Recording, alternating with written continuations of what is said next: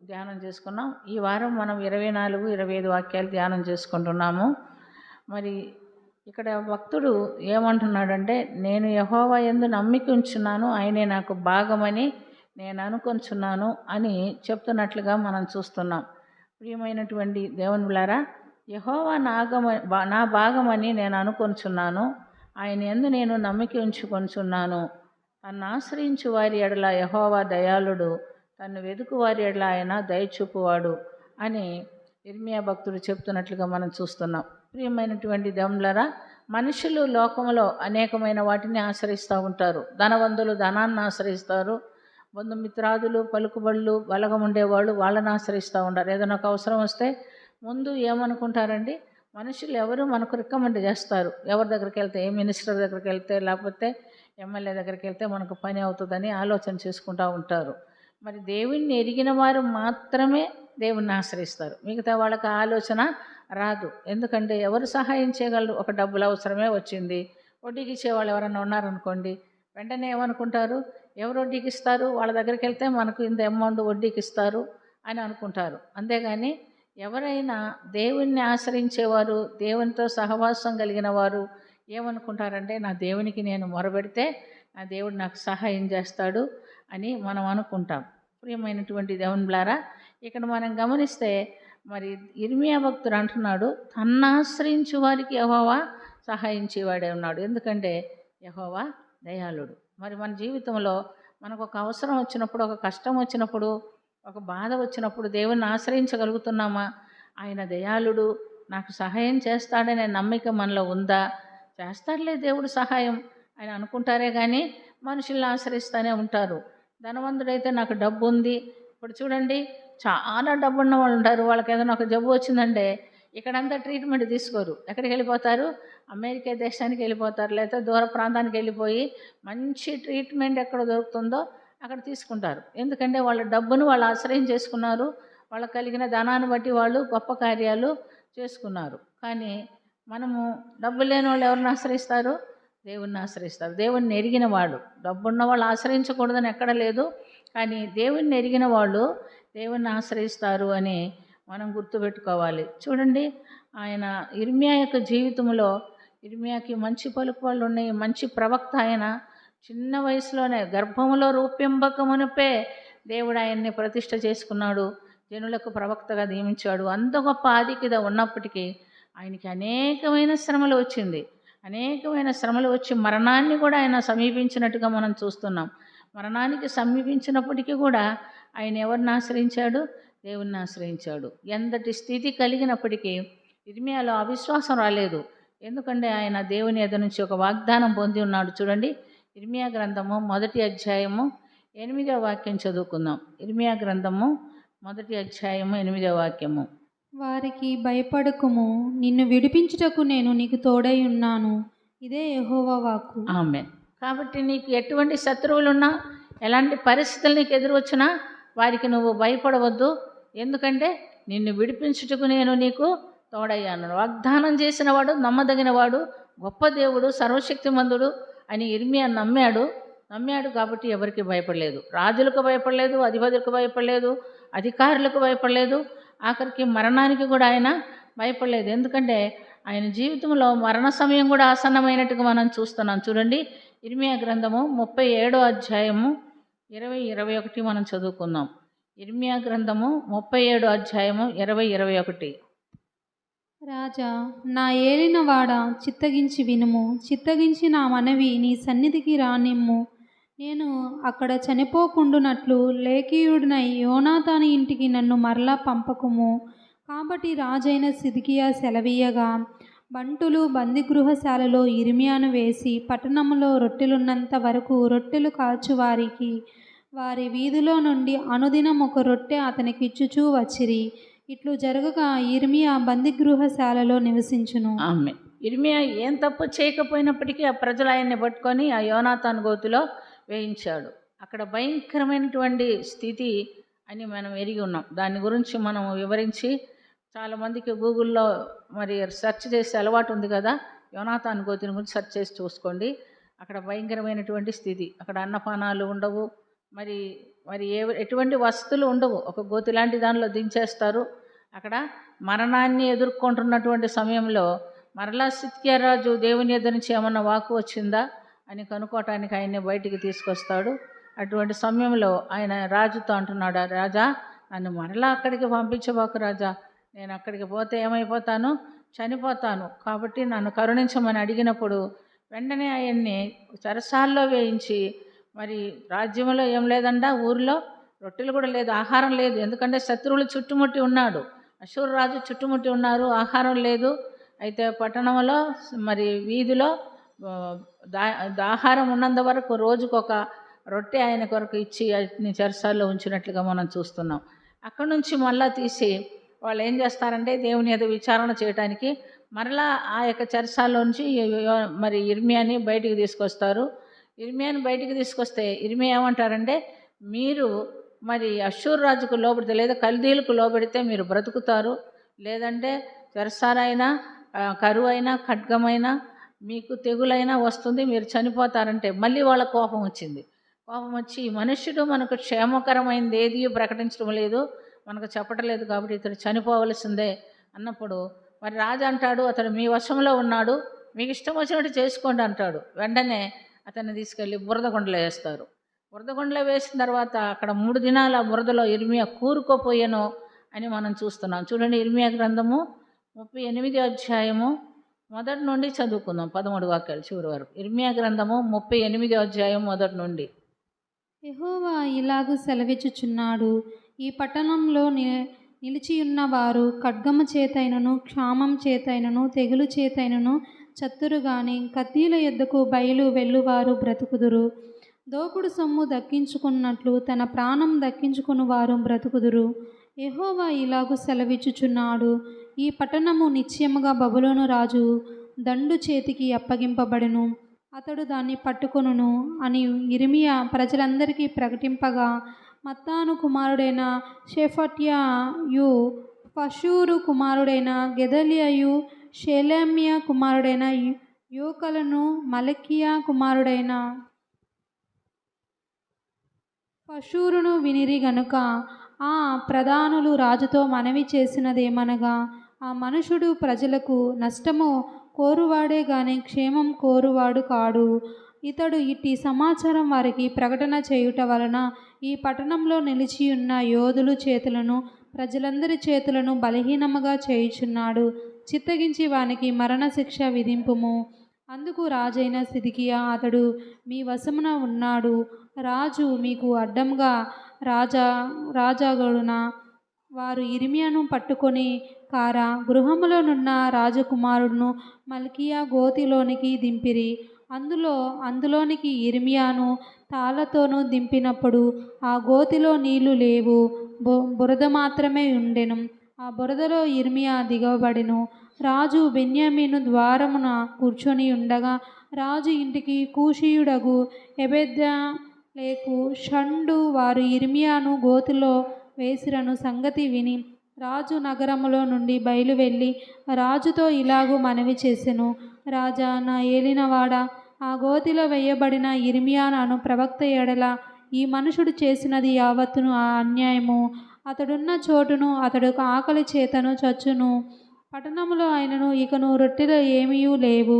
అందుకు రాజు, నీవు ఇక్కడ నుండి 30 మంది మనుషులను వెంటబెట్టుకొని పోయి ప్రవక్త అయిన ఇర్మియాను చావక మునుపు ఆ గోతుల నుండి అతన్ని తీయించమని కూషీయుడగు ఎబెద్మెలెకు సెలవీయగా, ఎబెద్మెలెకు ఆ మనుషుడు వెంటబెట్టుకొని రాజనగరంలోను కాజాను కింద గదిలోనికి వచ్చి అతడి నుండి పాతవైన చిక్కి బట్టలను, చిరిగి చిరాకులైన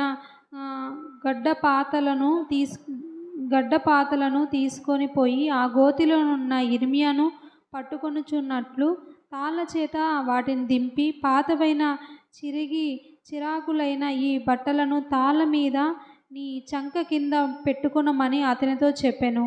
ఇర్మియా అలాగు చేయగా వారు ఇర్మియాను తాళ్ళతో చేదుకొని ఆ గోతుల నుండి వెలుపలికి తీసిరి. అప్పుడు ఇర్మియా బందిగృహశాలలో నివసించును. ఆమేన్.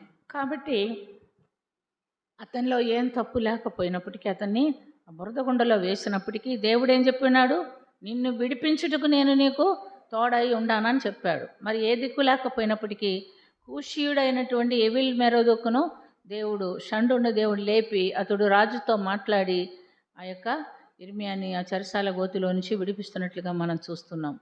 ప్రియమైనటువంటి దేవునిలారా, ఆ తర్వాత అతను చెరసాల్లో ఉంటున్నాడు, బందీగ్రహశాలలో ఉంటున్నాడు. మరి ఇశ్రాయేలీలు లేదా యూదావారు ఏమయ్యారు? చెరబట్టబడ్డారు, చంపబడిన వారు చంపబడ్డారు. మరి బబులోనికి తీసుకోపోయిన వారు. ఇర్మియా మాత్రం ఎక్కడున్నాడు? చెరసాల్లోనే ఉన్నాడు, యూదా దేశంలోనే ఉన్నాడు. ఆయన్ని ఎవరేం చేయలేదు, ఆ చెరసాల్లో ఉంటున్నట్టుగా చూస్తున్నాం.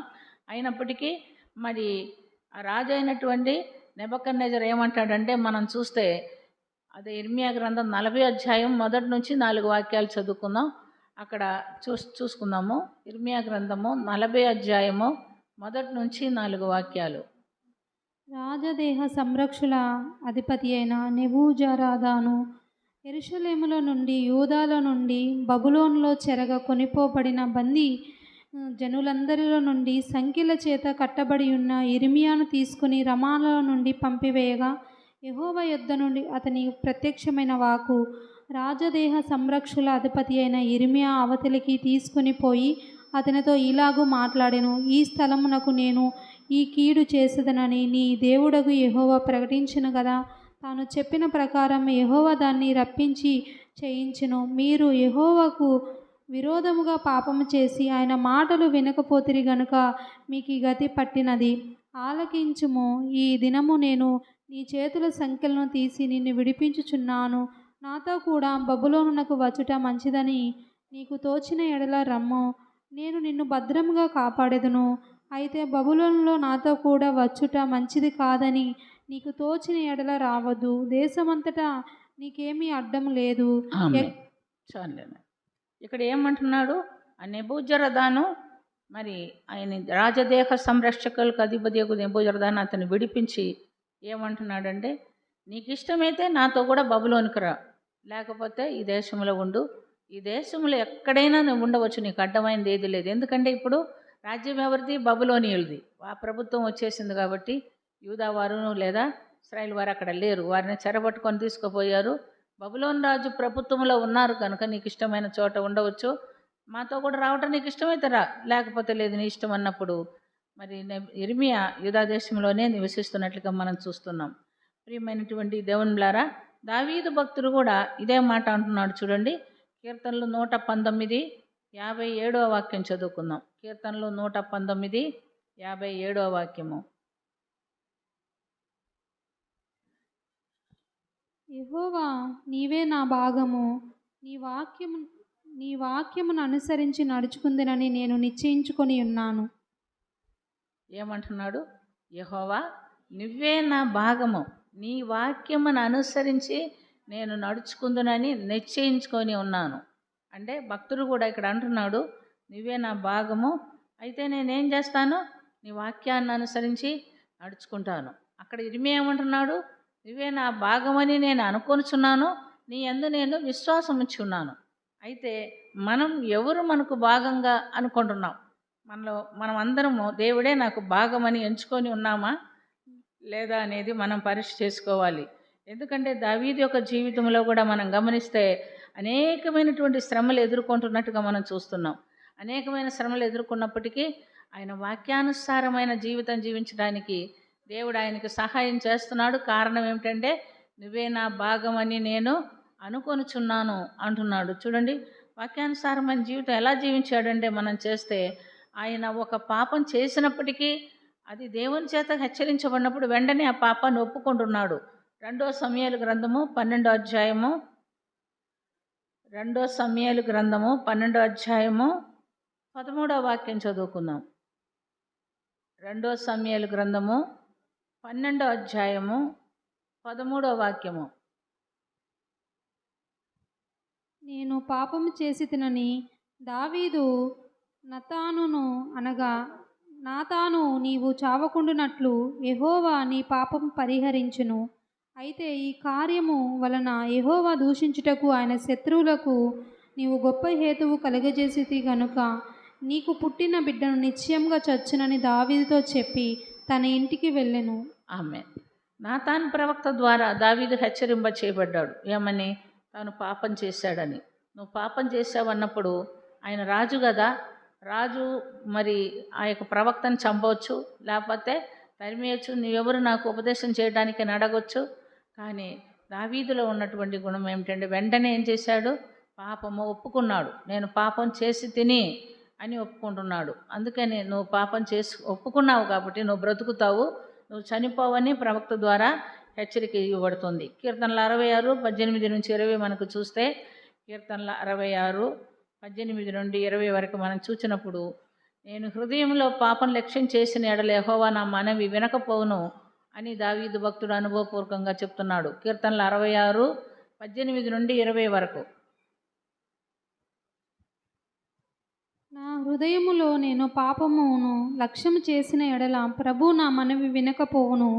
నిశ్చయముగా దేవుడు నా మనవి అంగీకరించి ఉన్నాడు. ఆయన నా విజ్ఞాపన ఆలకించి ఉన్నాడు. దేవుడు నా ప్రార్థన తోసివేయలేదు. నా యొద్ద నుండి తన కృపను తొలగింపలేదు. ఆయన సన్నుతింపబడునుగాక. ఆమేన్. ఖచ్చితంగా చెప్తున్నాడు. ప్రియమైనటువంటి దేవులారా, ఏమని చెప్తున్నాడంటే, నా హృదయంలో నేను పాపము లక్ష్యం చేసిన ఎడల ప్రభువు నా మనవి వినకపోవును. నిశ్చయముగా దేవుడు నా మనవి అంగీకరించి ఉన్నాడు. ఆయన నా విజ్ఞాపన ఆలకించున్నాడు. మనలో ఎంతమంది చెప్పగలుగుతాం ఈ మాట? ప్రార్థన చేయమంటే అందరం చేస్తాం. ప్రార్థన మనకు అలవాటు కాబట్టి చేస్తాం. కానీ నా హృదయంలో ఏ పాపం లేదు ప్రభువా, నా ప్రార్థనను ఆలకిస్తావని ఖచ్చితంగా మనం చెప్పగలుగుతామా? ఆయన ఖచ్చితంగా చెప్తున్నాడు. ఏమంటున్నాడు? నిశ్చయంగా దేవుడు నా మనవి అంగీకరించి ఉన్నాడు. ఆయన నా విజ్ఞాపన ఆలకించి ఉన్నాడు. దేవుడు నా ప్రార్థనను త్రోసివేయలేదు. నా యొద్ద నుండి తన కృపను తొలగింపలేదు. ఆయన సన్నిధింపబడును గాక. అనగా మన హృదయంలో పాపం ఉంచుకొని మనం ప్రార్థన చేస్తే ఎవరు వినడు? దేవుడు వినడని మనం గుర్తుంచుకోవాలి. ప్రియమైనటువంటి దేవులారా, చాలామంది కన్నీటితో చేస్తారు, విజ్ఞాపనలు చేస్తారు, ఉపవాస ప్రార్థనలు చేస్తారు, పాపం మాత్రం ఒప్పుకొని విడిచిపెట్టరు. ఆ పాపం వాళ్ళ హృదయంలో పెట్టుకొని ఏ ప్రార్థన చేసినా అది దేవుడు అంగీకరించడు అని మనం చూస్తున్నాం. అందుకని దావీదు భక్తుడు అన్నాడు, ఏమన్నాడు? యెహోవా నా భాగమని నేను అనుకొనుచున్నాను. ఎందుకంటే ఆయన వాక్యాన్ని అనుసరించి ఆయన జీవిస్తున్నట్టుగా మనం చూస్తున్నాం. కనుక వాక్యం మన హృదయంలో నిలిచి ఉంటే మన బలహీనతలను మనం తెలుసుకునేదానికి, ఒప్పుకునేదానికి దేవుడు సహాయము చేస్తాడు. కాబట్టి మొదటి భాగము మనం జ్ఞాపకం చేసుకున్నది ఏమిటంటే, ఇర్మియా భక్తుడు అంటున్నాడు, యెహోవా నువ్వే నా భాగమని నేను నమ్ముకొనుచున్నాను. మన శరీరంలో మన అవయవాలు, కన్ను ఒక భాగము, ముక్కు ఒక భాగము, నోరు ఒక భాగం, ఏది బాగలేకపోయినా శరీరం అంతా బాధపడుతుంది. అలాగే దేవుడు నీ శరీరంలో ఒక భాగంగా ఉంటే నీకు ఎప్పుడు సహాయం కావాలన్నా దేవుడు చేస్తాడు. అది పగలని కాదు, రాత్రి అని కాదు. మరి మనిషికి ఏ సమయంలో ఏం సంభవించినో మనకు తెలియదు. అంతా బాగుంది అనుకుంటాం, కానీ అర్ధరాత్రిలో వచ్చేస్తుంది అనారోగ్యము. వస్తే ఎవరేం చేయగలుగుతారండి? ఎవరేం చేయలేరు. కానీ దేవుడు మనకు ఒక భాగంగా ఉంటే దానికి తగినటువంటి హెచ్చరికలు కూడా దేవుడు మనకు ఇస్తాడు, విడుదల కూడా ఇస్తాడు. కాబట్టి ప్రియమైనటువంటి దేవుళ్ళారా, మన జీవితంలో ఎప్పుడైనా ఏ సమయంలో అయినా ఒక్కసారి దేవుణ్ణి మనలో ఒక భాగంగా చేర్చుకుంటే ఆయన నిత్యము మనతో కూడా ఉండే దేవుడని మనం మర్చిపోకూడదు. ఇంకా మనం గమనించినప్పుడు ఇప్పుడు వీరిద్దరూ దేవుని తమకు భాగంగా చేసుకున్నారు కాబట్టి ప్రతివంటి కీడు వచ్చినా, ఎటువంటి అపాయం వచ్చినా, ఆపద వచ్చినా దేవుడు వారిని తప్పిస్తున్నాడు. రెండో అంశం ఏమిటంటే, పాపమును భాగంగా చేసుకున్నటువంటి మనుషులు కూడా ఉన్నారు. ఎవరంటే మనం ఉదాహరణకు చూస్తే సంసోను ఒక వాగ్దత్త పుత్రుడు. దేవుడు వాగ్దానం చేయబడిన దాన్ని బట్టి చూడండి, న్యాయాధిపతుల గ్రంథము 13వ అధ్యాయము 3-5 వరకు చూసుకుందాం. న్యాయాధిపతుల గ్రంథము 13వ అధ్యాయం 3-5 వరకు. యెహోవా దూత ఆ స్త్రీకి ప్రత్యక్షమై, ఇదిగో నీవు గొడ్రాలువు, నీకు కానుపు లేకపోయెను. అయితే నీవు గర్భవతి అయి కుమారుని కందువు. కాబట్టి నీవు జాగ్రత్తగా ఉండి ద్రాక్షరసమునే గాని మద్యమనే గాని తాగకుండుము, అపవిత్రమైన దేనినైనను తినకుండుము. నీవు గర్భవతివై కుమారుని కందువు. అతని తల మీద మంగళకత్తి వేయకూడదు. ఆ బిడ్డ గర్భమున పుట్టినది మొదలుకొని దేవునికి నాజీరు చేయబడిన వాడై ఫిలిష్తీయుల చేతిలో నుండి ఇశ్రాయేలు రక్షింప మొదలుపెట్టునని ఆమెతో అనగా, ఆ స్త్రీ తన పెనిమిటి యొద్దకు వచ్చి దైవజనుడొకడు నా యొద్దకు వచ్చెను. అతని రూపము దేవదూతల రూపం పోలినదై మిక్కిలి భీకరముగా ఉండెను. అతడు ఎక్కడ నుండి వచ్చెనో నేను అడగలేదు. అతడు తన పేరు నాతో చెప్పలేదు గాని. ఆమె ఇక్కడ చూడండి, ఇక్కడ మనం గమనించినప్పుడు మరి మనోహ దంపతులకు సంతానం కలగలేదు కనుక వారు దేవుని కృప కొరకు ఎదురు చూస్తున్నారు. మరి మనోహ భార్య పొలంలో ఉన్నప్పుడు దేవదూత కనపడి ఆమెకు ఒక వాగ్దానం ఇస్తున్నాడు. నీకు ఒక సంతానాన్ని ఇస్తాడు దేవుడు, ఆ బిడ్డ ఇశ్రాయేలీయులకు ఒక మరి రక్షకుడుగా ఉంటాడు అని వాగ్దానం చేస్తున్నట్లుగా మనం గమనిస్తున్నాం. మరి ఆ కుమారుడు వాగ్దత్త పుత్రుడు అయితే కొన్ని నిబంధనలు చెప్తున్నాడు. కాబట్టి నువ్వు జాగ్రత్తగా ఉండి ద్రాక్షారసమునే కానీ మద్యమునే కానీ త్రాగకుండా ఉందుము, అపవిత్రమైన దేనినైనను తినకుండా ఉందుము. నీవు గర్భవతి అయి కుమారుని కండు అతని తల మీద మంగళకత్తి వేయకూడదు. ఆ బిడ్డ గర్భమున పుట్టినది మొదలుకొని దేవునికి నాజీరు చేయబడిన వాడై ఫిలిస్తీయుల చేతి నుండి ఇశ్రాయేల్ని రక్షింప మొదలుపెట్టునని ఆమెతో చెప్పాను. కాబట్టి ఇశ్రాయేల్ని రక్షించుటకు ఒక రక్షకుడుగా నీకు ఒక కుమారుని ఇస్తున్నాను, అతను ఎంతో జాగ్రత్తగా నువ్వు అతను గర్భమున పడినది మొదలుకొని నువ్వేం చేయాలా, పత్యం ఉండాలి. ఆ తర్వాత పుట్టిన తర్వాత అతన్ని దేవునికి నాజీరు చేయాలి. ఆ తర్వాత అతను పుట్టిన తర్వాత ఆయన తల మీద మంగళకత్తి పెట్టుకోకూడదు. అతడు ఇశ్రాయేలీయులకు ఒక న్యాయాధిపతిగా ఉంటాడని దేవుడు చెప్పినట్టుగా మనం చూస్తున్నాం. మరి ఆ ప్రకారంగానే ఆ తల్లిదండ్రుల బిడ్డను కని పెంచుతున్నారు. పెంచిన తర్వాత ప్రియమైనటువంటి దండ్రులారా, అదే న్యాయాధిపతుల గ్రంథంలో మనం గమనిస్తే 13వ అధ్యాయము 24, 25 చదువుకుందాం. న్యాయాధిపతుల గ్రంథము 13వ అధ్యాయం 24, 25. తరువాత ఆ స్త్రీ కుమారుని కని అతనికి సంసోను అను పేరు పెట్టెను. ఆ బాలుడు ఎదిగినప్పుడు యెహోవా అతన్ని ఆశీర్వదించును. మరియు యెహోవా ఆత్మ జొరియాను ఎఫ్తానియేలును మధ్యనున్న మహానేదానులో అతన్ని రేపుటకు మొదలుపెట్టెను. ఆమేన్. బిడ్డను కని పెంచి వాడు పెద్దవాడుతున్న సమయంలో దేవుడు ఏం చేశాడంట, అతనికి దేవుని ఆత్మ బలాన్ని ఇస్తున్నట్టుగా మనం చూస్తున్నాం.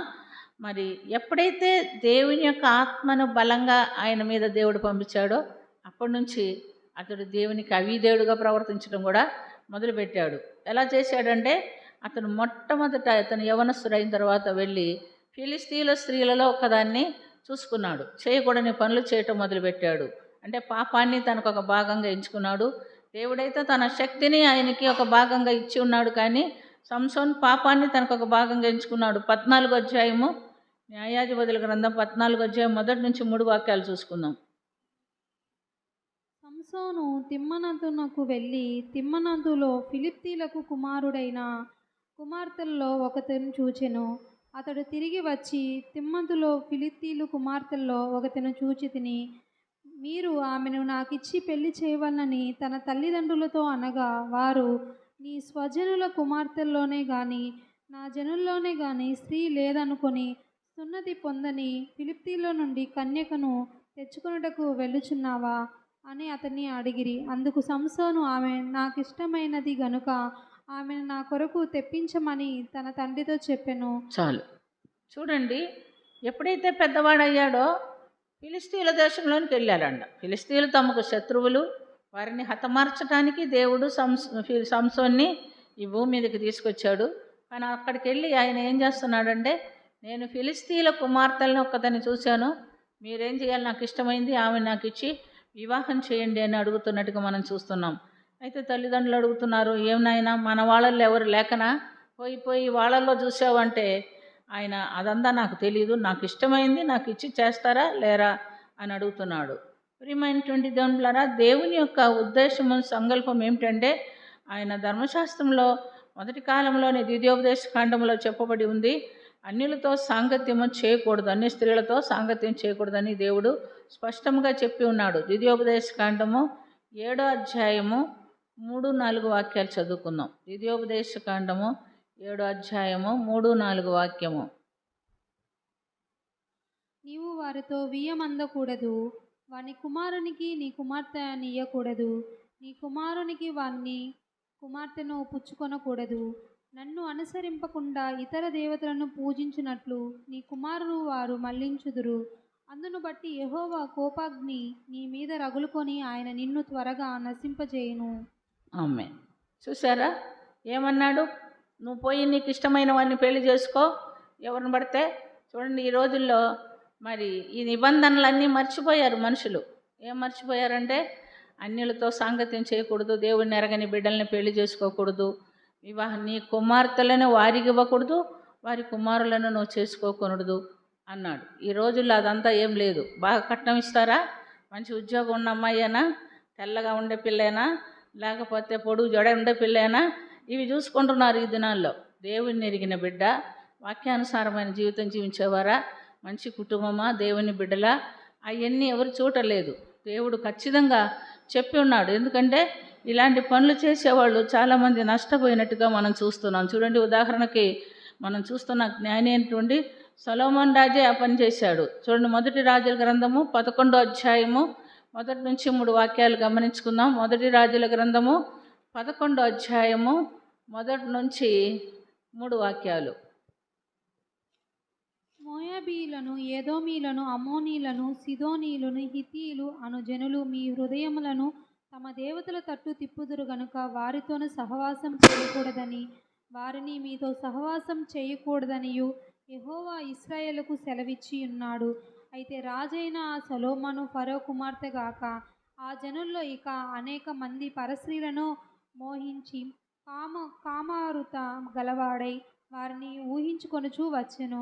అతనికి 700 మందిని రాజకుమార్తెలైన భార్యలను 300 మంది ఉపపత్నులను కలిగి ఉండిరి.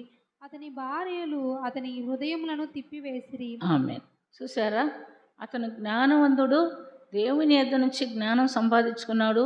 అన్ని విషయాల్లో జ్ఞానం కలిగి జీవించినప్పటికీ మోయాబీలు, ఎదోమీలు, అమ్మోనీయులు, సీదోనీయులు, హిత్తీయులు అను జనులను నీ హృదయములు తమ దేవతల తట్టు తిప్పుదు గనుక వారితో సహవాసం చేయకూడదనియు, వారితో నీవు సహవాసము చేయనీయకూడదనియు యెహోవా ఇశ్రాయేలీయులకు సెలవిచ్చి ఉన్నప్పటికీ అతడు ఏం చేశారు, వారితోనే వియ్యముందాడు, వారి స్త్రీలనే వివాహం చేసుకున్నాడు. కనుక సొలొమోను హృదయం వాళ్ళు ఎవరి తట్టు తిప్పివేశారు, దేవతల తట్టు తిప్పివేశారు. అందుకని సంసోను వాళ్ళ తల్లిదండ్రులు అడుగుతున్నారు, అయ్యా అన్యుల స్త్రీలు వద్దు, మనకు వాళ్ళతో సాంగత్యం లేదని చెప్తే అతను ఒప్పుకోలేదండి.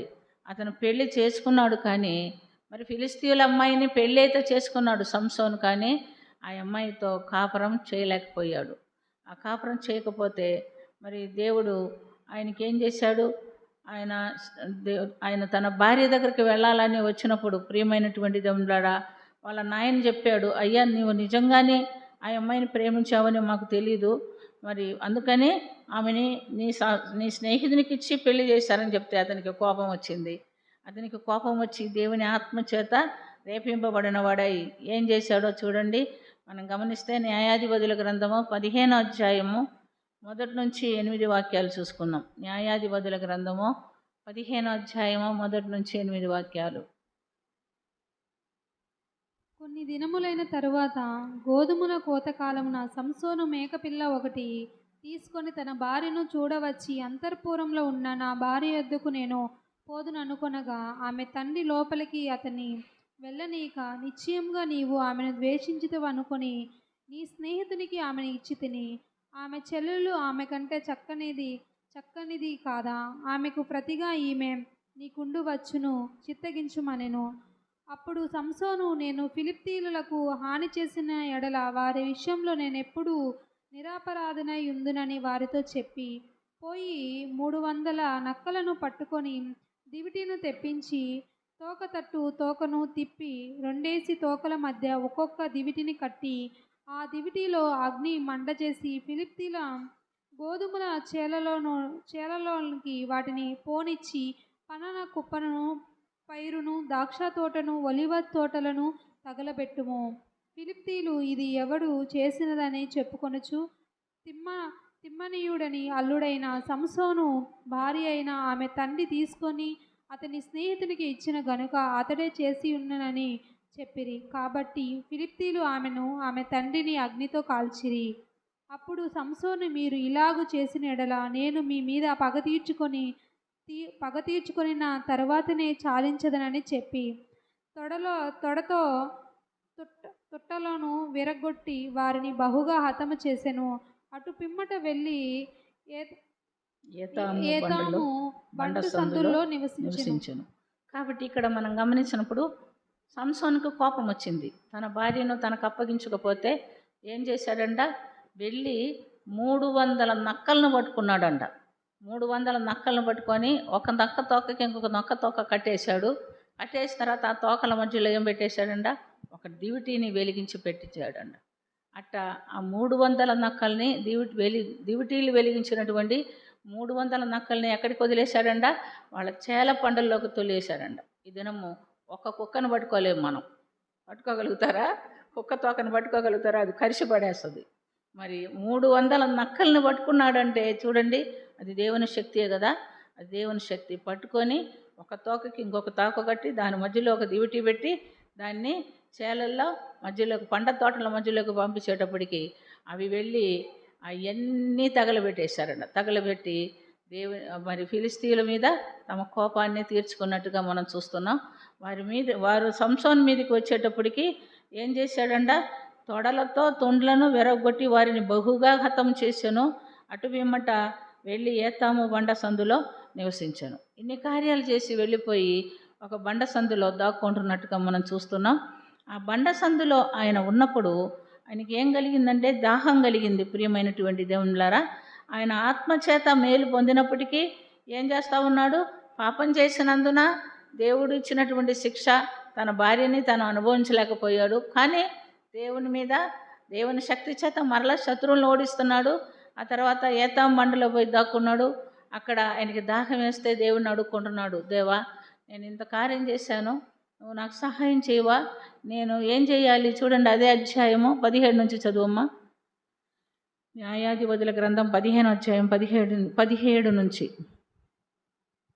అతడు చెప్పుట చాలించిన తరువాత ఆ దవడ ఎముకను చేతి నుండి పారవేసి ఆ చోటుకి రామత్ లెహీ అను పేరు పెట్టాను. పైనుంచి చదువమ్మా. అప్పుడు సంసోను గాడిద దవడ ఎముకతో ఒక కుప్పను, 2 కుప్పలను నేను చంపి ఉన్నాను, గాడిద దవడ ఎముకతో 1000 మంది నరులను చంపి ఉన్నాను అనెను. అతడు చెప్పుడు చాలించిన తర్వాత ఆ దవడ ఎముకను చేతి నుండి పారవేసి ఆ చోటుకి రామత్ లెహీ అని పేరు పెట్టెను.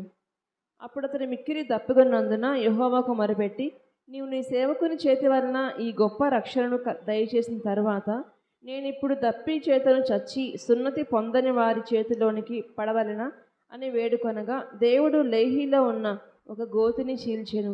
దాని నుండి నీళ్లు బయలుదేరెను. అతడు త్రాగిన తర్వాత ప్రాణము తెప్పరిల్లి బ్రతికెను. కాబట్టి దాని పేరు నేటి వరకు ఏన్హక్ కోరే అనబడెను. అది లేహీలో ఉన్నది.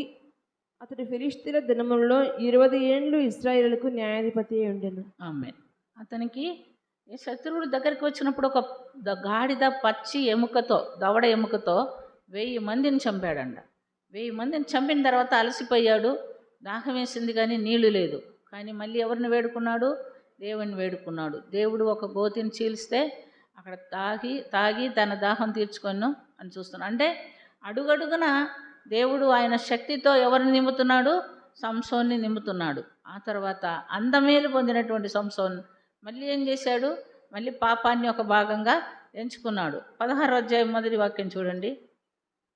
న్యాయాధిపతుల గ్రంథం 16వ అధ్యాయం మొదటి వాక్యం. తర్వాత సంసోను గాజాకు వెళ్ళి వేశ్య ఒకతను చూచి ఆమె యొద్ద చేరెను. ఆమె దేవుడు ఇంత మేలు చేశాడు కదా నాకు, నేను దేవునికి నమ్మకంగా ఉందాము, కట్టుబాటు కలిగి ఉందాము అని మనం అనుకుంటామా? మనమైతే అనుకోవాలి. మరి ఆయన అనుకోలేకపోయారు. మనకు పాపం విషయంలో కాకపోయినా నోరు విషయంలో ఇలాంటి జబ్బు ఉంది. ఎలాంటి జబ్బు ఉందంటే మాటలు మాట్లాడి అనేకమైన మాటలు మాట్లాడి శిక్ష పొందిన తర్వాత కూడా మళ్ళీ తరుణం వస్తే అదే మాట మాట్లాడతారు. కొంతమందికి ఆహారం విషయంలో మనం ఎప్పుడూ తినే ఆహారమే అయి ఉంటుంది. కానీ కొన్ని మనకి ఇష్టమైన ఆహారం చూస్తాం చూడండి, కడుపులో బాగలేకపోయినా మనిషికి బాగలేకపోయినా ఆ ఇష్టమైన ఆహారం ఎవరన్నా చూపిస్తే వెంటనే లేచి కూర్చుంటారు. ఏమని? ఒక ముద్ద తినాలని అప్పుడు అనిపిస్తుంది అనమాట. అంటే నాకు బాగలేదు కదా, నేను తినకూడదు కదా అని అనుకోకుండా మర్చిపోయి వెంటనే అక్కడ మనం పొరపాటు చేస్తాం. కానీ తిండి విషయంలో కాదు, ఇంకే విషయంలో కాదు, సంసోను పాపాన్ని ఒక భాగంగా ఎంచుకొని మరి వెళ్ళి ఎక్కడికి వెళ్ళిపోయాడంట? గాజాకి వెళ్ళి వేశ్య ఒక్క ఆమె దగ్గర చేరిపోయాడంట. అంటే పాపాన్ని మాత్రం ఆయన విడిచిపెట్టలేకపోయాడు. పరిశుద్ధాత్మ దేవుడు ఆయనకి ఎంతో గొప్ప కార్యాలు చేస్తున్నాడు, ఎంతో మేలు పొందుతున్నాడు. కానీ ఆ పాపాన్ని మాత్రము విడిచిపెట్టలేకపోయాడు. పాపం ఆయనకి ఒక భాగంగా ఉంటున్నాడు. అక్కడి నుంచి మళ్ళీ ఆయన ఎక్కడికి వెళ్ళాడంటే అదే అధ్యాయం 4వ వాక్యం చదువమ్మా. పిమ్మట అతడు సోరేకు లోయలో ఉన్న దరీలా అను స్త్రీని మోహింపగా ఎక్కడికి వెళ్ళాడంట? మళ్ళీ ఇంకొక స్త్రీ దగ్గరికి వెళ్ళిపోయాడంట. వేశ్యని విడిచిపెట్టి దెలీలా దగ్గరికి చేరుకున్నాడు. ఆ దెలీలా దగ్గరే తను ఏం చేస్తున్నాడండి? తన సమస్తమును పోగొట్టుకొని దేవునికి అవిధేయుడుగా జీవించి శిక్షార్హుడు అవుతున్నట్టుగా మనం చూస్తున్నాం. దెలీలా ఏం చేసింది? మరి ఫిలిస్తీన్ల సర్దారులు దెలీలా దగ్గరకు వచ్చి, ఆయన మనకు శత్రువు, నీ దగ్గరకు వచ్చాడు, ఆయనలో అంత బలం ఎక్కడి నుంచి వచ్చిందో నువ్వు కనుక్కో అని ఆమెను ఒత్తిడి చేసినప్పుడు ఆమె అతన్ని లాలించి అతని శరీరంలో ఉన్నటువంటి బలాన్ని గురించి తెలుసుకోగలిగింది. అతను అంటున్నాడు, నేను పుట్టినది మొదలుకొని దేవునికి నాజీరు చేయబడినవాడు, నా తల మీదకి మంగళకత్తి రాలేదు, నా తలలో ఉన్న జుట్టులో ఉంది నా బలం అన్నాడు. అంటే మరి ఆమె కూడా ఏం చేసింది? సర్దారులను పిలిపించి చక్కగా ఆయన్ని నిద్రపుచ్చి ఆ తల మీద ఉన్న జుట్టు అంతా కూడా క్షవరం చేయించేశారు. తల వెంట్రుకలు కొరిగించబడిన ఆ తర్వాత మళ్ళీ ఎప్పుడు లేపుతున్నాడు సంసోను, ఇదిగో ఫిలిస్తీన్లు వచ్చారంటే ఎప్పటిలాగా లేచి వాళ్ళని ఎదుర్కొందామని చూశాడు, కానీ అప్పటికి ఆయన శరీరంలోని బలమంతా పోయింది. కాబట్టి వారు ఏం చేశారు? సంసోన్ని పట్టుకొని ఖైదీగా చేసుకొని చెరసాల్లో పెట్టి 2 కళ్ళు ఊడదీయించి తిరగలి విసిరేవాడుగా ఆయన్ని ఏర్పాటు చేసినట్టుగా మనం చూస్తున్నాం. మరి దేవుని కలిగినటువంటి వారు పాపాన్ని కూడా ఒక భాగంలో ఉంచుకుంటే దేవుని ఎదురు నుంచి మనం మేలు పొందలేం. ఆ యొక్క సంసోను మరణానికి దారి తీసుకుంటున్నట్టుగా మనం చూస్తున్నాం. సంసోన్ తర్వాత ఏం చేశాడు? చివరిగా ఒక్కసారి దేవుణ్ణి అడుక్కున్నాడు, ప్రభువా ఈ ఒక్కసారి నన్ను క్షమించి నాకు మరలా నీ శక్తినిమ్ము, నేనును మరి ఈ ఫిలిస్తీన్లు కూడా ఒకేసారి చనిపోతామని ప్రార్థన చేసినప్పుడు ఫిలిస్తీన్లు వారి దేవతకు పండగ చేసుకుంటూ మరి సంసోన్తో తమాషా పడాలని తెచ్చుకున్నారు. అయితే సంసోన్ ఎప్పుడైతే ఈ ప్రార్థన చేశాడో ఆ ఫిలిస్తీన్ల గుడికి, ఆ దేవత గుడికి ఉన్నటువంటి 2 స్తంభాన్ని పట్టుకొని ఒకేసారి ముందు కొంగినప్పుడు నేనును ఫిలిస్తీన్లు చచ్చిపోనుగా కానీ కోరుకొని ఆయన ఎప్పుడు వంకాడో ఆ గుడి కూలిపోయినట్టుగాను 3,000 మంది అప్పుడు చనిపోయినట్టుగాను మనం చూస్తున్నాం. కాబట్టి పాపాన్ని ఎవరైతే ఒక భాగంగా ఉంచుకుంటారో మరణానికే వాళ్ళు పాత్రులు. ఆ పాపం వాళ్ళని ఎక్కడికి లాగుతుంది? మరణానికి లాగుతుంది అనే సంగతి ఎప్పటికీ కూడా మర్చిపోకూడదు. కాబట్టి ప్రియమైనటువంటి దేవునిలారా, మనం ఈ లోకంలో జీవిస్తే ఖచ్చితంగా యెహోవాయే నా భాగం అని నీవు నేను చెప్పుకోగలుగుతున్నాము అని ఒకసారి మనం ధ్యానం చేసుకోవాలా. ఇంకొక వ్యక్తిని మనం చూస్తే ధనాన్ని ఒక భాగంగా ఎంచుకున్న ఒక వ్యక్తిని మనం చూస్తున్నాం. ఆయన ఎవరంటే యూదా ఇస్కరియోతు, యేసుప్రభు శిష్యులో ఒకడైనటువంటి యూదా ఇస్కరియోతు. యేసుప్రభు ఒక రాత్రి అంతా ప్రార్థనలో గడిపి తన శిష్యుల్ని సెలెక్ట్ చేసినట్టుగా మనం చూస్తున్నాం. చూడండి, మరి లూకాసు వార్త 6వ అధ్యాయము 12 నుంచి 16 వరకు చూసుకుందాం. లూకాసు వార్త 6వ అధ్యాయము 12 నుండి 16 వరకు. ఆ దినముల యందు ఆయన ప్రార్థన చేయుటకు కొండకు వెళ్ళి దేవుని ప్రార్థించుట యందు రాత్రి గడిపెను. ఉదయమైనప్పుడు ఆయన తన శిష్యులను పిలిచి వారిలో 12 మందిని ఏర్పరిచి వారికి అపోస్తలులు అని పేరు పెట్టెను. వీరెవరనగా ఆయన ఎవనికి పేతురు అని మారు పేరు పెట్టెనో ఆ సీమోను, అతని సహోదరైన అంద్రెయ, యాకోబు, యోహాను, ఫిలిప్పు, బర్తలోమయి, మత్తయి, తోమా, అల్ఫయి కుమారుడైన యాకోబు, జెలోతే అనబడిన సీమోను, యాకోబు సహోదరుడైన యూదా, ద్రోహియగు ఇస్కరియోతు యూదా అనువారు. కాబట్టి ఇక్కడ మనం గమనించినప్పుడు ప్రభు ఒక రాత్రి అంతా ప్రార్థనలో గడుపుకొని ఆ 12 మంది శిష్యుల్ని సెలెక్ట్ చేసుకున్నట్టుగా మనం చూస్తున్నాం, ఎంపిక చేయబడినట్టు చూస్తున్నాం. ఈ యూదా ఇస్కరియోతు కూడా మిగతా 11 మందిలాగే ఎంపిక చేయబడినవాడే, పిలువబడినవాడే, యేసు ప్రభువులో ఒక శిష్యుడే. ఆయన ఏం చేశాడు? ప్రభు చేసిన అద్భుత కార్యాలు చూశాడు, ప్రభువు చేసిన బోధ విన్నాడు, ప్రభుతో సహవాసం చేశాడు. అన్నీ ఆయన కలిగి ఉన్నప్పటికీ ప్రియమైనటువంటి దేవునిలారా, ఆయన జీవితంలో ధనాపేక్ష ఒక భాగంగా ఎంచుకున్నాడు. యేసు ప్రభువే మాకు సమస్తమని ఎంచుకోలేకపోయాడు. ధనాపేక్ష. కొంతమంది ఏమంటారండి, నాకు అంత డబ్బు ఉండే చాలు, ఇంత డబ్బు ఉండే చాలు అని అంటాడు. నేను కోటీశ్వరాలు అయిపోతే చాలు, లేదా ఒక కోటీశ్వరుడు అయిపోతే చాలు అనుకునే వాళ్ళు చాలామంది ఉన్నారు. మరి యూదా ఇస్కరియోతు యేసుప్రభు శిష్యుడు. వారికి ఏమిచ్చాడండి? దెయ్యముల్ని వెళ్ళగొట్టే అధికారం ఇచ్చాడు, పరిచర్య చేసే అధికారం ఇచ్చాడు, అద్భుతాలు చేసే అధికారం ఇచ్చాడు. ఎన్ని ఇచ్చినప్పటికీ అతను ఏమి ఎంచుకున్నాడు? ఆయనకి ఏం కావాలని కోరుకున్నాడు? ధనమే కావాలని కోరుకొని ఆయన ధనాపేక్ష కలిగి ఉంటున్నట్టుగా మనం చూస్తున్నాం. ఉదాహరణకు మనం చూస్తే యోహాను సువార్త 12వ అధ్యాయం 4 నుండి 6 వరకు చూసుకుందాం. యోహాను సువార్త 12వ అధ్యాయము 4 నుండి 6 వరకు. ఆయన శిష్యుల్లో ఒకడు అనగా ఆయనను అప్పగింపనై ఉన్న ఇస్కరియోతు యూదా ఈ అత్తరెందుకు 300 దేనారములకు అమ్మే బీదలకు ఇయ్యలేదనెను. వాడిలాగు చెప్పినది బీదల మీద శ్రద్ధ కలిగి కాదు కానీ వాడు దొంగయ్య ఉండి తన దగ్గర డబ్బు సంచి ఉండినందున అందులో వేయబడినది దొంగిలించు వచ్చెను గనక అలాగు చెప్పాను. ఆమేన్. చూడండి, మరియ సహోదరి మార్తా మరి ఇద్దరు లాజరుని దగ్గర చేసుకున్నటువంటి వారు. మరి లాజరు పునరుత్థానం తిరిగి లేచిన తర్వాత వారి ఇంట్లో ఒక గొప్ప పండుగను, మరి ఒక స్తుతి కూడికను, మన లెక్కలో అయితే స్తుతి కూడికను పెట్టుకున్నారు. పెట్టుకున్న తర్వాత మార్త ఏం చేస్తుంది? ఉపచారము చేస్తుంది. మరియ ఏం చేసిందంటే ఒక పెద్ద అత్తరు బుడ్డి తీసుకొచ్చి అది యేసు ప్రభు తల మీదనో పాదాల మీదనో పోసింది. అయితే యూదా ఇస్కరియోతు దాన్ని చూసి అంటాడు, ఈ నష్టం ఎందుకు?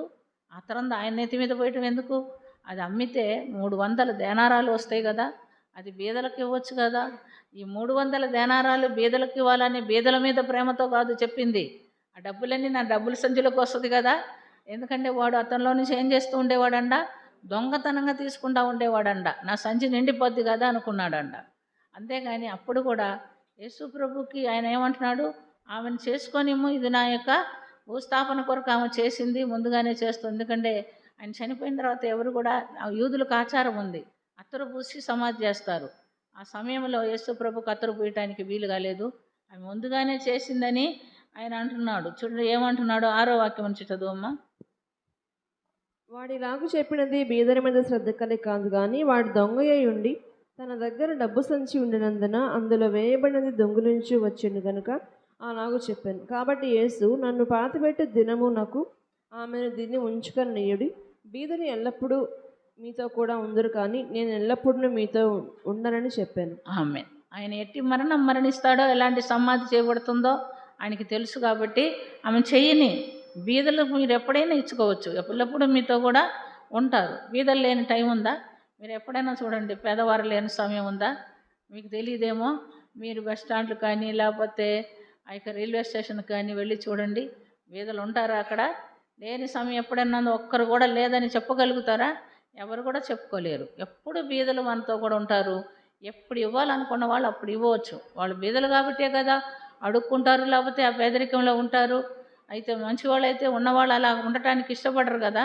అందుకని ప్రభు అంటున్నాడు, మరి వాళ్ళు మీతో ఎప్పుడు ఉంటారు, మీరు వాళ్ళకి ఎప్పుడైనా ఇవ్వచ్చు. కానీ వీడు బీదల మీద ప్రేమ కాదు కదా, డబ్బుల మీద ప్రేమ అన్నమాట. అందుకని ఆ మాట అన్నాడు. చివరికి ఏం చేయగలిగాడు? చివరికి ఏం చేశాడంటే 40 వెండి నాణ్యాలకు యేసు ప్రభుని అమ్మి వేస్తున్నట్టుగా మనం చూస్తున్నాం. చూడండి, మత్తయి సువార్త 26వ అధ్యాయము 14 నుండి 16 వరకు చదువుకుందాం. మత్తయి సువార్త 26వ అధ్యాయము 14 నుండి 16 వరకు. అప్పుడు 12 మందిలో ఒకడు ఇస్కరియోతు యూదా ప్రధాన యాజకుల యుద్ధకు వెళ్ళి, నేను ఆయన్ను మీకు అప్పగించిన ఎడల నాకేమి ఇత్తురని వారిని అడిగాను. అందుకు వారు 30 వెండి నాణములు తూచి వానికి ఇచ్చిరి. వాడు అప్పటి నుండి ఆయన్ను అప్పగించుటకు తగిన సమయము కనిపెట్టుచుండెను. ఆమేన్. చూసారా ఏం చేశాడు? ఆ డబ్బులు కాశపడి డబ్బులు సంపాదించుకోవాలనుకున్న వాళ్ళు ఏదో ఒక విధంగా డబ్బులు సంపాదించాలని చూస్తారు. ఏదో ఒక విధంగా డబ్బులు అంటే అది లాభమా నష్టమా మరి ఏంది కూడా వాళ్ళు చూడరు. ఏ విధంగానైనా వాళ్ళకేం కావాలి? డబ్బులు కావాలి, అంతే వాళ్ళు చూస్తారు. కానీ ఇది మేము లాభంగా సంపాదిస్తున్నామా, దీన్ని బట్టి ఇతరులు బాధపడతారా, సంతోషిస్తారా, అలాంటి ఆలోచనలు ఏమి కూడా వాళ్ళల్లో ఉండవు. ఆ తర్వాత ఏం చేశాడో చూడండి, అదే అధ్యాయం మత్తయి సువార్త 26వ అధ్యాయము 47 నుండి 50 వరకు చదువుకుందాం. అందుకు ఆయన ఇంకను మాట్లాడుచుండగా 12 మందిలో ఒకడకు యూదా వచ్చెను. వానితో కూడా బహుజన సమూహము కత్తులు గుదియలు పట్టుకొని ప్రధాన యాజకుల యొద్ద నుండి ప్రజల పెద్దల యొద్ద నుండి వచ్చెను. ఆయనను అప్పగించువాడు, నేను ఎవరిని ముద్దు పెట్టుకుందనో ఆయనే యేసు, ఆయనను పట్టుకుండని వారికి గుర్తు చెప్పి వెంటనే యేసునందుకు వచ్చి, బోధకుడా నీకు శుభమని చెప్పి ఆయనను ముద్దు పెట్టుకొనెను. యేసు, చెలికాడ నీవు చేయవచ్చినది చేయమని అతనితో చెప్పగా వారు దగ్గరకు వచ్చి ఆయన మీద పడి ఆయనను పట్టుకున్నది. ఆమె చూసారా, 30 వెండి నాణ్యములు తీసుకున్నాడు. అన్ని గుర్తులు చెప్పాడు. యేసుప్రభు శిష్యులు, యేసుప్రభు అందరూ ఒకేలాగా ఉండేవారంట. అందుకని ఎవరా యేసుప్రభు అని తెలియక పట్టుకోవాలంటే ఎవరికి తెలుసు? వారిలో ఒక్కడైనటువంటి యూదాకే తెలుసు. అందుకని యూదా ఏమన్నాడు? నేను పోయి ఆయన్ని ముద్దు పెట్టుకుంటాను, అదే మీకు గుర్తు, అప్పుడు మీరు ఆయన్ని పట్టుకోండి అని చెప్పి వెళ్ళి ఏమీ తెలియని వాడు, చూడండి డబ్బుల మీద ఎంత ఆశ, తన యజమానుడని, తన బోధకుడని, ప్రభు అని ఆయన మర్చిపోయాడు. ఆ డబ్బు ఆయన్ని ఏం చేసింది? పోయి ముద్దు పెట్టి ఆయన్ని అప్పగిస్తున్నట్టుగా మనం చూస్తున్నాం. మొదటి తిమోతికి రాసిన పత్రిక 6వ అధ్యాయము 10వ వాక్యంలో ఒక మాట మనం గమనిస్తున్నాం. తిమోతికి రాసినటువంటి పత్రిక, మొదటి పత్రిక 6వ అధ్యాయం 10వ వాక్యము. ఎందుకనగా ధనాపేక్ష సమస్తమైన కీడులకు మూలము. కొందరు దాన్ని ఆశించి విశ్వాసం నుండి తొలగిపోయి నానా బాధలతో తమను తామే పొడుచుకొనిరి. ఆమె చూసారా? ధనాపేక్షను ఒక భాగంగా చేసుకున్న వారు ఎవరైనా ఉన్నట్లయితే, కొంతమందికి ధనాపేక్ష ఉంది, సంపాదించుకోవాలని కాదు. కొంతమందికి ఒక బాధ ఉంటుంది, నాకు లేదే అనే బాధ ఉంటుంది.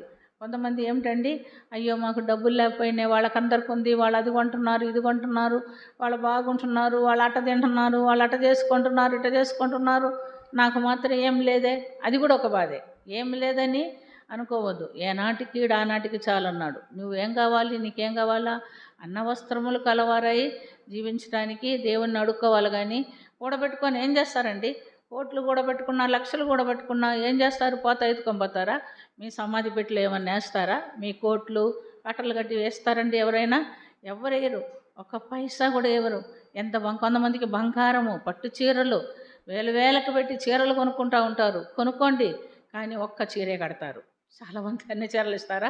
మళ్ళీ ఆ చీరల కోసం తన్నుకుంటారు.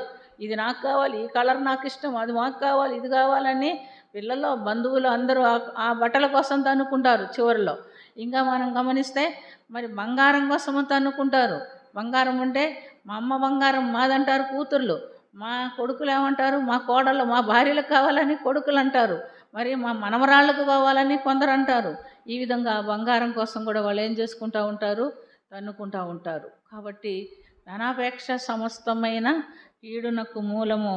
కొందరు దానిని ఆశించి విశ్వాసము నుండి తొలగిపోయి నానా బాధలతో తమను తామే పొడుచుకొనుడి. మనకు తెలుసు కదా ఎవరెవరు చేసుకున్నారు ఆ పనులు, ఎవరు చేసుకున్నారు? గేహాజీ ఏం చేశాడు? డబ్బును, వెండిని, బంగారాన్ని ఆశించి దాచిపెట్టుకున్నారు. నయమనుకు పోయినటువంటి కుష్టి వ్యాధి ఆయన్ని అంటుకొనెను. తరతరములకు కుష్టి వ్యాధి అంటుకుందండ. మరి చూడండి ఎంత ఘోరమైనటువంటి విషయం అది. తర్వాత ఆకాన్ ఏం చేశాడు? వెండి కమ్మిని, బంగారు కమ్మిని ఆశించి షీనారు, పై వస్త్రం, మనుషులు వాటికే ప్రాధాన్యత ఇస్తారు, మరి వస్త్రానికి ప్రాధాన్యత ఇస్తారు. ఏమీ లేని వాళ్ళు మంచి బట్టలు కట్టుకొని బయటికి రావాలని కోరుకుంటారు. కట్టుకోండి, నీట్గా కట్టుకోండి, వేసుకోండి, కానీ అది దానికే డబ్బులన్నీ ఖర్చు పెట్టిన అవసరం లేదు. నువ్వు ఒక 20,000 పెట్టి ఒక పట్టు చీర కొనే బదులు 10,000 పెట్టి కొనుక్కో, ఒక 10,000 పేదలకు ఇవ్వండి, వాళ్ళకి కలిగిన దానిలో కొనుక్కుంటారు, కట్టుకుంటారు. అట్ట ప్రాణం అప్పదు. మళ్ళీ ఎంత ఉన్నా మనకే కావాలి. ధనావేశ ఒక భాగంగా ఎంచుకునే వారిని కూడా మనము చూస్తున్నాం. అలాంటి వారు దేవుని ఎదురు నుంచి ఏ మేలు పొందలేరు.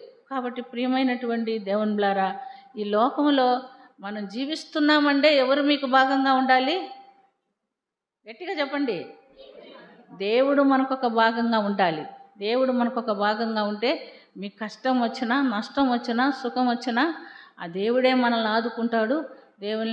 దేవుడే మనల్ని నడిపించుకుంటాడు. ఆ తీర్మానం మనం ఈ దినం దేవుని సన్నిధిలో తీసుకుందాం. ప్రభువా, ఒకవేళ మీకు ఆ విషయం తెలిసి చేయలేకపోయినా సహాయం చేయి ప్రభు అని ప్రార్థన చేస్తాం. నువ్వు నాకు ఒక భాగంగా ఉండు ప్రభువా, నా సమస్త బాధల్లో, సమస్త అవసరతలో నువ్వే నాకు సహాయం చేయి ప్రభు అని ప్రభు సన్నిధిలో మనము ప్రార్థన చేసుకుందాం. దేవుడు ఈ వాక్యమును మన వెనుకల్లో దీవించునుగాక. ఎంచుకొని మా జీవితకాలం అంతట్లో మేము ఈ లోకంలో జీవించి నీకు సాక్షులుగా ఈ లోకంలో జీవించి నీ రాజ్యంలో ప్రవేశించినట్లుగా మీరు మాకు సహాయం చేయమని అడుగుచున్నాం. ప్రభువా, మీరు మాట్లాడి ఉన్నారు, మా హృదయాలను పరిశీలించి ఉన్నారు. మీకు అయిష్టము అయాసకరమైన కార్యములు మాలో ఎవరిలోనైనా ఉన్న ఎడల దయతో క్షమించి మాలో నుంచి దూరపరిచి నీకు అంగీకారమైనటువంటి ఆత్మీయ జీవితాలని మేమందరం కలిగి ఉన్నట్లుగా మమ్మల్ని సిద్ధపరచమని అడుగుచున్నాం. ప్రార్థనకు చెవియొగ్గువాడా, ప్రార్థనకు ఉత్తరమిచ్చుదేవా, మా జీవితాలను సరిచేయండి. కడవరి దినాల్లో ఉంటున్నాము. ఏ సమయమున ఏమి సంభవించునో మాకు తెలియదేసయ్య. అనేకమైన భయంకరమైన సంఘటనలను మేము చూస్తున్నాం. వాటిలో నుంచి మమ్మల్ని తప్పిస్తూ మీరు కాపాడుతున్నందుకు మీకు స్తుతి స్తోత్రం చెల్లిస్తున్నాం. ఈ దినం మీరు మమ్మల్ని సజీవులకు ఎంచి ఉన్నామంటే మీ కృప కొరకే కదా నాయన, నీ రాజ్య విస్తరణ కొరకే కదా నా ప్రభువా. మమ్మల్ని ఆశీర్వదించి మేము నీ రాజ్యంలోనికి ప్రవేశించబడిందము. నీ సన్నిధి మా అందరిపైన ఉంచమని అడుగుచున్నాం. ప్రియ బిడ్డలు ఎందు నిమిత్తమైతే నీ సన్నిధికి వచ్చి ఉన్నారో మీరు ఎరిగి ఉన్నారు నాయన. అనారోగ్యంతో వచ్చినటువంటి బిడ్డలకు యేసు నిబంధన రక్త ప్రభావంతో స్వస్థత కలుగునుగాక.